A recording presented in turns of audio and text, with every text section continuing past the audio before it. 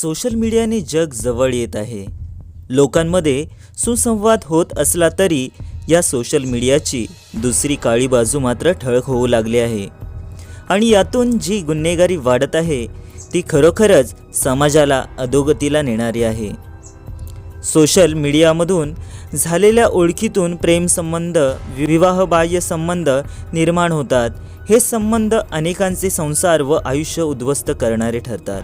नमस्कार, सर्वप्रथम तुम्ही जर चॅनलवर नवीन असाल तर एका मराठी तरुणाला चॅनल सबस्क्राईब करून मदत करा व बेल आयकॉनसुद्धा ऑन करा. नक्की घटना काय आहे हे पाहूया.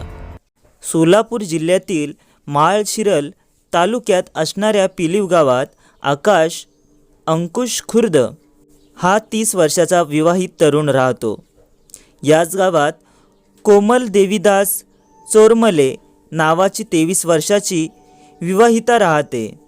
कोमलचा नवरा एका शिपिंग कंपनीत कामाला असल्याने वर्षातील 6 महिने तो बाहेरगावीच असतो.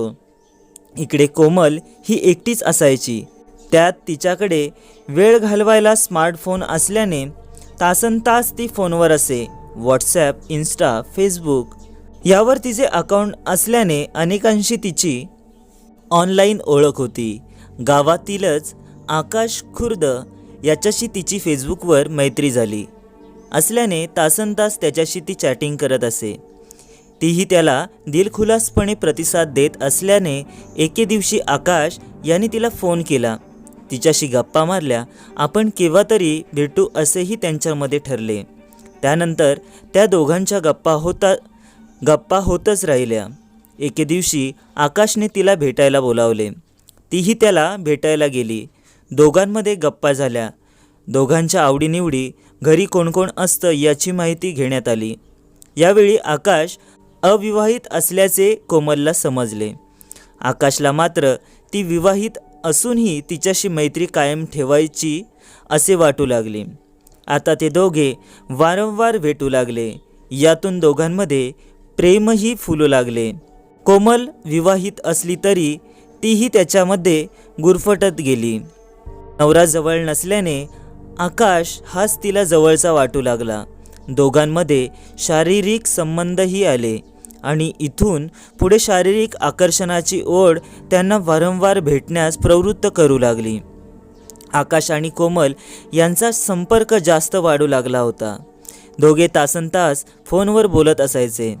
कधीकधी कोमलचा नवरा देवीदास हा फोन करत असे, पण त्याला आपली बायको कोणाशी तरी फोनवर बोलत असल्याचे समजून यायचे. वारंवार कोमलच्या फोनवरून एंगेज रिंगटोन ऐकू येत असल्याने देवीदासच्या मनात संशयाची पाल चुकचुकू लागली होती. घरी गेल्यानंतर तिला याबद्दल विचारायचे असे त्याने ठरवले. एके दिवशी सुट्टी मिळाल्याने देवीदास घरी आला. तो घरी आल्याने कोमल थोडीशी हिरमुसली होती, पण उसने प्रेम तोंडावर दाखवत तिने त्याचे स्वागत केले. त्यानेही आपणास काहीच कळत नाही अशा अविर्भावात तिला प्रेमाने जवळ घेतले. त्यानंतर दुसऱ्या दिवशीच त्याने कोमलचा मोबाईल चेक केला असता आपली बायको कोणा एका आकाश नावाच्या तरुणाशी चॅटिंग करत असल्याचे त्याला दिसून आले. ते चॅटिंग मॅटर पाहून त्याच्या तळपायाची आग मस्तकात गेली. त्याने कोमलला जाब विचारला, मी बाहेर कामासाठी जातो, तुमच्यासाठी पैसा मिळवतो आणि तू इथे काय थेर करतेस? असे संतापून विचारताच कोमल ही बोलती झाली. आमचं दोघांचं प्रेम प्रकरण आहे असे तिने कबूल केले. यावर तिच्या नवऱ्याने आता तू हे संबंध संपून टाक असे तिला खडसावून सांगितले. आपल्या बायकोचा पाय घसरला असेल, तिला एकदा माफ केले पाहिजे अशी समजुतीची भावना घेत कोमलला सांगितले की तू त्याला सरळ सरळ सांगून टाक की माझ्याशी आत्तापासून संबंध ठेवायचे नाहीत. कोमलनेही आपला संसार वाचवण्यासाठी आकाशला फोन करून भेटायला बोलावले. त्या भेटीत तिने सांगितले की माझ्या नवऱ्याला सगळं काही समजलं आहे. आता इथून पुढे तू मला फोन करू नको किंवा भेटायचाही प्रयत्न करू नको. आपली प्रेयसी संबंध तोडायची भाषा करते हे ऐकून आकाशला राग आला. त्याने आपले अस्त्र बाहेर काढले. आकाशने तिला धमकी दिली की माझ्याकडे आपल्या दोघांचे रोमांस करतानाचे व्हिडिओ आहेत. तुला संबंध तोडायचे असतील तर ते व्हिडिओ मी लीक करू शकतो. यात तुझीच बदनामी होईल. तेव्हा काय करायचे ते तू ठरव, असे म्हणून तो तिथून निघून गेला. इकडे कोमलने नवरा घरात असल्यामुळे आकाशला फोन करणे सोडून दिले होते. पण आकाश बेचैन झाला होता. त्याने काही दिवसांनी तिला फोन करत भेटायला बोलावले. तिला फोटो आणि व्हिडिओ दाखवून तिला ब्लॅकमेल करू लागला. त्याच्या या वागण्याचा कोमलला त्रास होऊ लागला. अखेरीस तिने या गोष्टीची माहिती आपला पती देवीदास याला दिली. पण दोघांनी सांगून तो ऐकला तर ठीक नाही, तर त्याला मार देऊन संबंध तोडायला सांगू, असे दोघा पती पत्नीमध्ये ठरले. यासाठी त्यांनी एक अल्पवयीन मुलाची मदत घेतली. सोमवार दिनांक 10 मार्च 2025 रोजी रात्री 8 वाजता कोमलने आकाशला फोन केला. तिने त्याला घरी येण्यास सांगितले. घरात तो अल्पवयीन मुलगा आणि नवरा देवीदास होता. आकाशला घरात बोलावून त्याला संबंध तोडायला सांगून पुन्हा फोन करायचा नाही, भेटायला बोलवायचे नाही असे सांगितले. पण निर्लज्ज आकाश म्हणाला की कोमल मला आवडते, माझे तिच्यावर प्रेम आहे.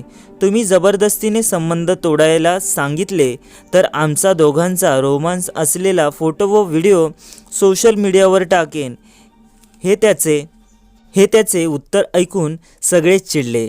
रागाने त्याच्या अंगावरील कपडे काढले आणि काठीने त्याला मारहाण करून वनविभागाच्या हद्दीत नेऊन टाकले. कोमल व देवीदासने आकाशला फक्त धडा शिकवायच्या या उद्देशाने मारहाण केली होती. पण ती मारहाण इतकी गंभीर होती की तो मरण पावला. पण याची जाणीव मात्र कोमल आणि देवीदासला नव्हती. दुसरा दिवस उजाडला. मंगळवार दिनांक 11 मार्च 2025 रोजी सोलापूर जिल्ह्यातील माळशिरस तालुक्यातील पिलीव गावात असलेल्या वनविभागाच्या हद्दीत एका तरुणाचा विवस्त्र करून मारहाण करून खून केल्याचे शेताकडे जाणाऱ्या शेतकऱ्यांना दिसून आले. याची माहिती पिलीव पोलीस स्टेशनमध्ये देण्यात आली. तरुणाचा खून झाल्याचे समजताच घटनास्थळाला माळशिरस पोलीस ठाण्याचे प्रशिक्षणार्थी पोलीस उपअधीक्षक राहुल मडावी, पोलीस निरीक्षक नारायण पवार, हेड कॉन्स्टेबल पंडित मिसाळ, हरिश्चंद्र पाटील यांनी भेट दिली. मृतदेहाची पाहणी केली. अंगावर मारहाणीच्या खुणा होत्या. परिसरात नागरिकांची गर्दी होती. मृतदेहाची ओळख पटवण्यासाठी त्या नागरिकांना विचारले असता एकाने हा पिलीव गावातील रहिवासी आकाश अंकुश खुर्द असल्याचे सांगितले. पोलिसांनी लगेच आकाशच्या घरी निरोप दिला. त्याची आई व पत्नी घटनास्थळी आले. मृतदेह पाहताच त्यांनी हंबरडा फोडला. आकाशला काल म्हणजे दिनांक 10 मार्च 2025 रोजी रात्री 8 वाजता कुणाचा तरी फोन आला होता. तो फोन रिसीव्ह केल्यानंतर गावात जाऊन येतो असे सांगून घराबाहेर पडला. तो परत आलाच नाही असे त्याच्या कुटुंबियांनी सांगितले. पोलिसांनी आकाशचा मोबाईल नंबर घेतला. इतकेच नव्हे तर त्याचे कोणाशी वैर होते का याबद्दल माहिती घेतली. त्यानंतर माळशिरस पोलीस ठाण्यात आकाशच्या खून प्रकरणी गुन्हा नोंद झाला.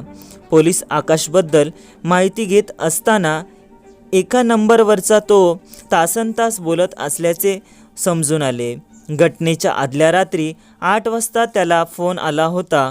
पोलिसांनी तो नंबर मोबाईल कंपनीला पाठवून दिला.